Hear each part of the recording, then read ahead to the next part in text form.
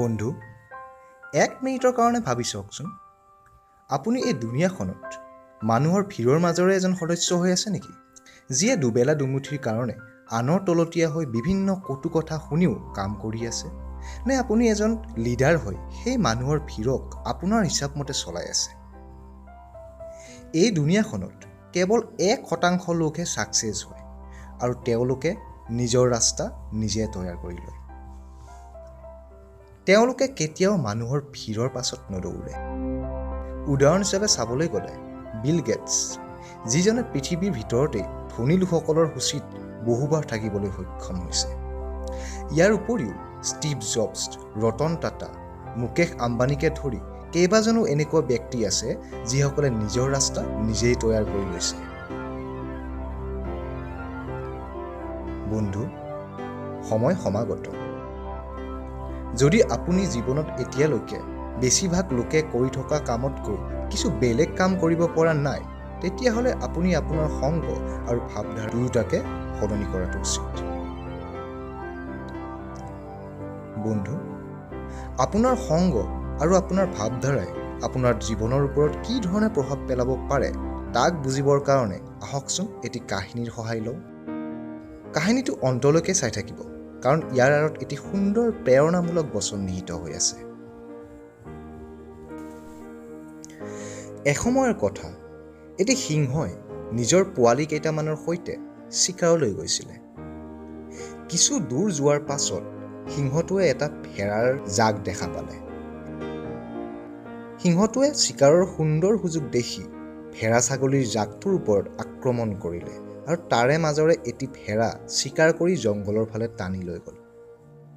ইয়াৰ মাজতে সিংহটোৱে নিজৰ এটি পোৱালি ভেড়াৰ জাকটোৰ মাজতে এৰি আহিলে, কাৰণ চিকাৰ কৰাৰ সময়ত নিজৰ পোৱালিকেইটাৰ ওপৰত সিংহটোৱে বেছি ধ্যান দিব পৰা নাছিলে। ভেড়া ছাগলীবোৰে অকণমানি সিংহৰ পোৱালিটোক নিজৰ লগতে ৰাখিব ধৰিলে আৰু মৰম কৰিব ধৰিলে। সিংহৰ পোৱালিটোৱে ভেড়া ছাগলীৰ জাকটোৰ লগতেই থাকিব ধৰিলে আৰু সিহঁতৰ আচৰণকেই লৈ পেলালে।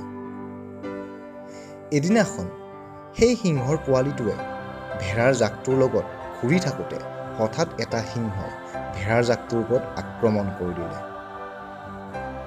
আক্ৰমণ কৰাৰ সময়ত সিংহটোৱে দেখা ভেড়াৰ জাকটোৰ মাজত এটা সিংহ আছে আৰু সেই সিংহটোৱে তাইক দেখি ভয়তে দৌৰি আছে। সিংহটো অলপ আচৰিত হ'ল। সিংহটোৱে চিকাৰ কৰিব এৰি সেই সিংহৰ পোৱালিটোৰ পিছ ল'লে আৰু কিছু দূৰ যোৱাৰ পাছত সিংহৰ পোৱালিটোক ধৰিলে আৰু সুধিলে, "তুমি মোক দেখি ভয়ত পলাইছ যে?"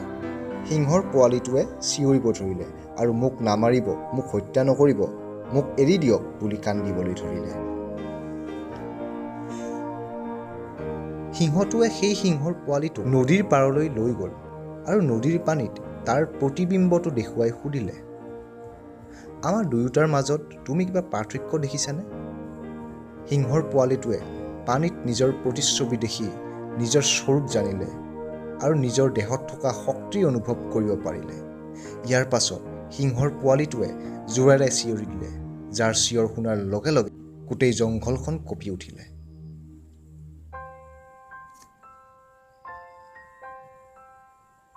এই কাহিনীটোৰ জৰিয়তে এই কথাটো সহজতে জানিব পৰা যায় যে আপুনি যেনেকুৱা প্ৰকাৰৰ মানুহৰ সংগত থাকে, আপোনাৰ আচৰণতো তেনেকুৱা মানুহৰেই প্ৰভাৱ পৰে। সেইকাৰণে ধনী ব্যক্তিসকলে সদায় ধনী লোকৰ সৈতেই বন্ধুত্ব কৰিব বিচাৰে। যদি আপুনি অন্য সাধাৰণ মানুহৰ ভিৰৰ সদস্যই হৈ থাকে, তেন্তে আপুনি জীৱনত সফলতা অৰ্জন কৰিব নোৱাৰে। যদি আপুনিও পৃথিৱীখনৰ 1% মানুহৰ দৰে সফলতা অৰ্জন কৰিব বিচাৰে, তেন্তে আপুনি নিজৰ ৰাস্তা নিজেই বনাব লাগিব। বিল গেটছ ভিৰৰ সদস্য হৈ ধনী হোৱা নাছিলে, বৰং তেওঁ ভিৰৰ লিডাৰ হৈহে ধনী হ'ব পাৰিছিলে।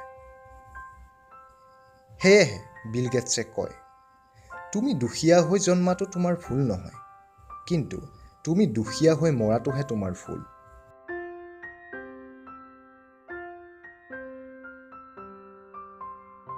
ফ্ৰেণ্ডছ, ভিডিঅ'টো চাই বাৰু আপুনি কেনে পালে? কমেণ্ট যোগে নিশ্চয় জনাব। যদি এই কাহিনীটোৱে আপোনাক কিছু প্ৰেৰণা দিবলৈ সক্ষম হোৱা বুলি ভাবিছে, তেন্তে অনুগ্ৰহ কৰি ভিডিঅ'টো লাইক কৰক, লগতে চেনেলটো ছাবস্ক্ৰাইব কৰক আৰু কাষত থকা ন'টিফিকেশ্যন বেলটোও প্ৰেছ কৰিবলৈ নাপাহৰিব। ধন্যবাদ।